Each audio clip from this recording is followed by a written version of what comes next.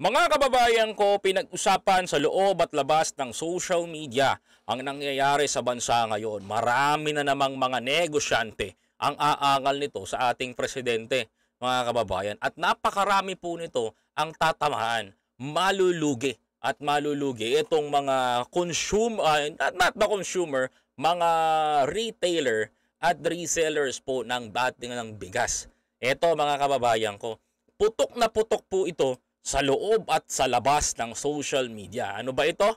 Ito babasahin natin. Mga kababayan ko, naglabas po ang palasyo ng palasyo na pinamuna ng palasyo ng Executive Order EO number, EO number 39. Imputation of mandate price selling on rice, mga kababayan ko. Ito na po. Ito po ay pantapat doon sa mga gahaman na nagnanakaw o yung pasimpleng tumitira using hoarding, mga kababayan ko. Oo, nasabi nga ni baka sabihin nyo sa akin, sabi ni Pangulong Bongbong Marcos, hoarding is a business. Kung nasabi ni Pangulong Ferdinand Bongbong Marcos na hoarding is a business, mga kababayan, mawalang galang lang po sa inyo. Ito po yung pantapat ng gobyerno natin sa kanila. Dahil hindi na po sila masaway. Hindi na po sila na mapigilan sa mga kanilang ginagawang pagnanakaw o pangungupit, pasimpleng pangungupit sa mga mamamayang Pilipino. Ito po yung pantapat sa ating gobyerno. Ito po yung pantapat ng ating gobyerno.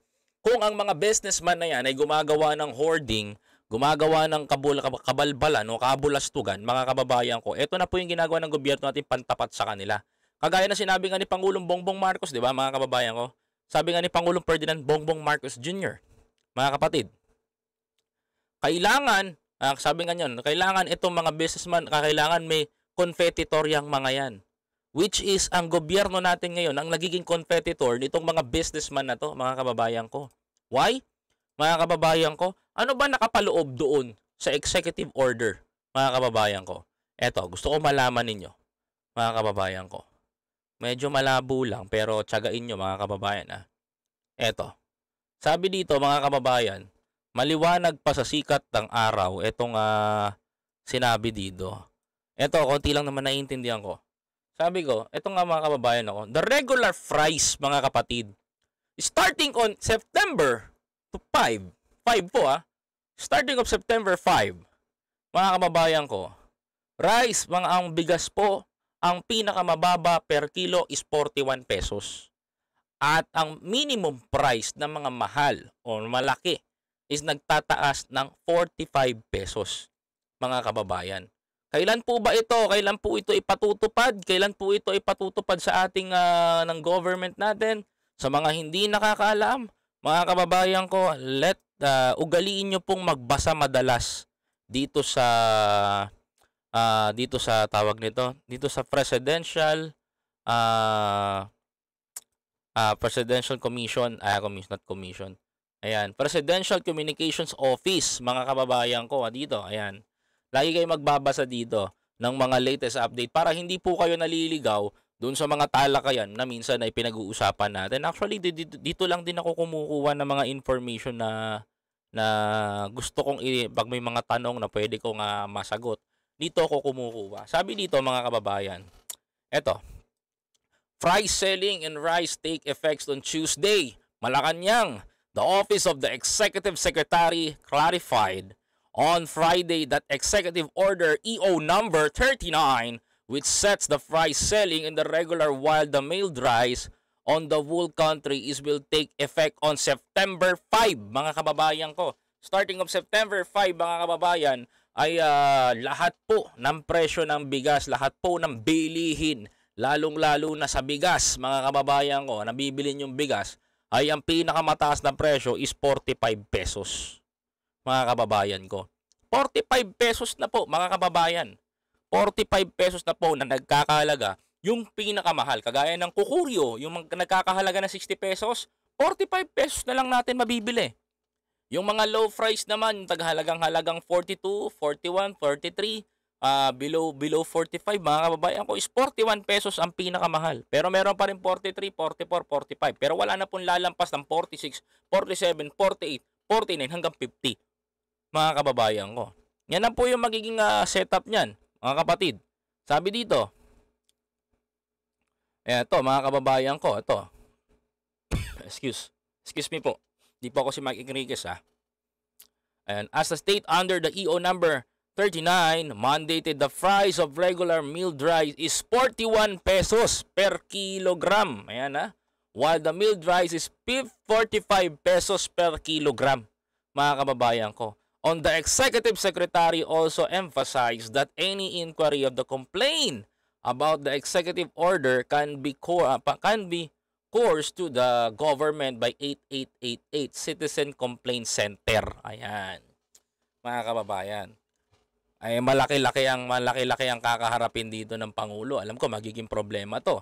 The President Ferdinand Bongbong Marcos Jr. approved the recommendation of the Department of Agriculture and the Department of Trade and Industry or DTI on August 31 imposed mandate the price selling on rice in the current surge in the retail price of the country. Sige pa. Ayan, 'di ba? Ganyan. Ayaw nyong makisama sa gobyerno, ayaw nyong gumawa ng paraan, ayaw nyong lumaban ng patas, gustong pahirapan itong mga naglalakihang businessman, o sabihin natin oligarko na nananamantala ng pagtaas ng bigas. Ay sige, ito. Ngayon ang mangyayari, sabi ko sa inyo, malaking problema 'yan. Sabi ko, malaking problema 'yan. Maraming malulugi na mga retailer.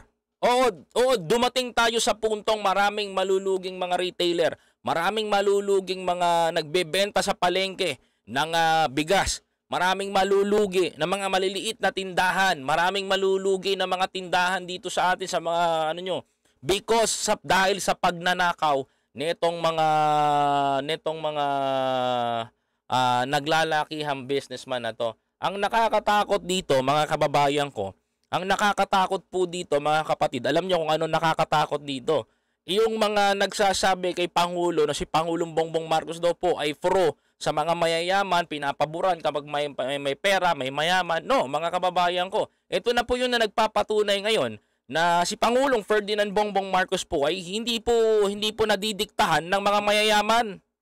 Diyan po kayo matuwa, mga kababayan ko. Dahil kung nadidiktahan po si Pangulong Bongbong Marcos, kagaya ng mga sinasabi nito ni Maharlika, na ito daw asawa niya si Lisa Smugs kung tawagin niya, na si First Lady Luisa Araneta Marcos, na puro amigo't amiga niya lang daw ang pinapaboran ng mga mayayaman. Mga kababayan ko, ito po ang patunay ngayon na nagpapatunay na ang Pangulong Ferdinand Bongbong Marcos ay hindi kumakatig kay kanino man. Wala pong kinakatigan basta ikaw ay nasa gobyerno. Yan po ang malinaw, mga kababayan ko. Dahil po, alam ng Pangulong Ferdinand Bongbong Marcos na marami siyang makakalaban dahil sa ginawa niyang ganito na paglalabas ng Executive Number 39 na magpapatibay at sa magpapasabatas ng pagbebenta ng bigas na halagang 41 pesos, 45 pesos pababa at wala na pong magtataas, mga kababayan. Medyo nakakalungkot man pero kailangan natin itong tanggapin. Kung pwede naman, kumprontahin nyo yung mga nagbenta sa inyo, yung mga nag-hoarding. Diba, mga kababayan ko? Kasi wala namang ibang sisisihin dito yung mga dumali dito sa mga retailers. Kasi mahirap naman yung mga retailers kung distributor ang tatamaan, mga kababayan ko. Honestly, mga kapatid, to be honest, mababa ang benta ng bigas ng ating mga magsasaka. Opo mababa ang benta ng bigas ng ating mga magsasaka. Hindi po nagmamahal yan because mababa po ang kanilang patubo ngayon. Yung mga naggagandahang bigas po sa atin, kaya natin sumabay because we have the best of rice na meron tayo maaani sa Pilipinas. Nueva Ecija pa lang Pag nag-ani na yan kompleto na dito sa Pilipinas Kayang kumpletuhin 'Di ba? Kaya kampante ang gobyerno natin, kampante ang Marcos administration na meron tayo maaani. Nagtataka lang po ako ngayon, mga kababayan ko, dahil kagaya po na sinasabi nila na hindi po magi-import ang bansa natin. Hindi po magi-import. Kaya po ang ginagawa ngayon ng mga businessman na to, yung mga magnanakaw na to, mga kababayan ko, ay ngayon po nila inilalabas at ngayon po silang mangungupit. Mga kababayan, paano po mangungupit? wala po tayong import nga, wala po tayong import ngayon na bigas eh. Di po tayo kumukuha ng bigas kung kani-kanino man eh. 'Di ba? Hindi po tayo kumukuha ng bigas sa iba't ibang bansa. Kasi bakit? Maninindigan tayo sa Pilipinas na meron tayong supply dito, ang mga farmers natin, 'di ba? Tama yung ginawa ni Pangulong Bongbong Marcos na mas mababa ang import kung hindi tayo mag-import ng bigas ngayon. Bakit? Kasi ang unang-una natin matatamaan na mapapahirapan natin yung ating mga magsasaka. Dahil competitor yan ng local, yung import, mga kababayan ko. That's why, mga kababayan, kaya maganda nito nagagawa natin, mga kapatid, na tinatangkilik natin ngayon yung sarili natin local rice, mga kababayan ko. Isa yan sa nagiging magandang bunga ng pagpapatakbo ni Pangulong Bongbong Marcos. Ngunit, paano natin makaabot, paano natin magagawa, paano natin may sasakatuparan yung pangarap ni Pangulong Ferdinand Bongbong Marcos na 20 pesos na bigas kung may mga hudas naman na nagtitinda? 'Di ba? Hindi natin masisisi yung mga nasa palengke. Hindi natin masisisi yung mga nagbebenta doon. Tandaan nyo to. Ang sisisihin natin dyan, yung mga kinukuwanan nung mga nasa palengke. Sila yung nagho-hoarding. Sila yung nagpipigil ng pagpasok ng bigas. Dahil kapag nagkaroon ng shortage, mga kababayan ko, matik, lalabas ang napakamahal na bigas, mga kababayan.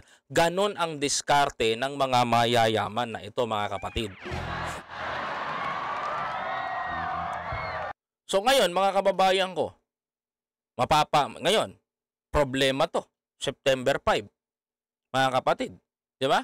Maraming malulugi, pero kailangan natin tanggapin, mga kababayan ko, na ganun talaga ang mangyayari. Kailangan natin sumunod sa batas na nilabas ng Pangulo, hindi po para lamang sa isang Pilipino, bagkus para po sa lahat, para po sa nakakarami ang ginagawa ng Pangulong Bongbong Marcos.